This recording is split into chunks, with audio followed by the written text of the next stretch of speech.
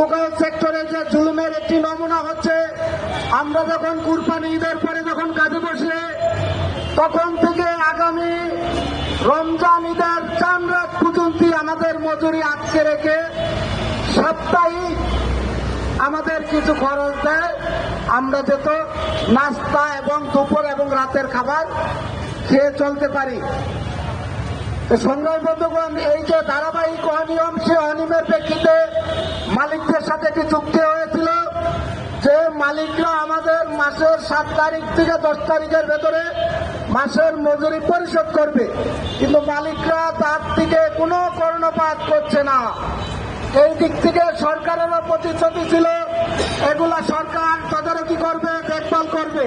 সরকারও নিশ্চুপ, সরকারও কোনো কিছুই বলছে না। সংগ্রামী বন্ধুগণ, আমাদের দুঃখের শেষ নাই। একদিকে দেয় মালিকরা প্রতি বছর আসলে কিছু আছে নামে মাত্র মালিক, কয়েকটা মেশিন নিয়ে মালিক হয়ে যায়। মালিক হওয়ার পরে দেখা গেছে 20-25 মালিক কারিগরের মজুরি তো আটকায় রাখে, আটকা রেখে দেখা গেছে উনি পালাইছে, নাই, উনি আর এই এলাকাতেই নাই। এখন এই শ্রমিকরা কোন দিকে যাবে? এই শ্রমিকের ক্ষতিপূরণ কে দেবে? দেবে মালিক সমিতি না সরকার? আমরা এটার একটি সুস্থ সমাধান চেয়েছিলাম মালিক সমিতির কাছে, কিন্তু মালিক সমিতি এই ব্যাপারে নিশ্চুপ ছিলেন। এর কোনো সমাধান না মালিক দিতে পারছে না কোনো সরকার দিতে পারছে।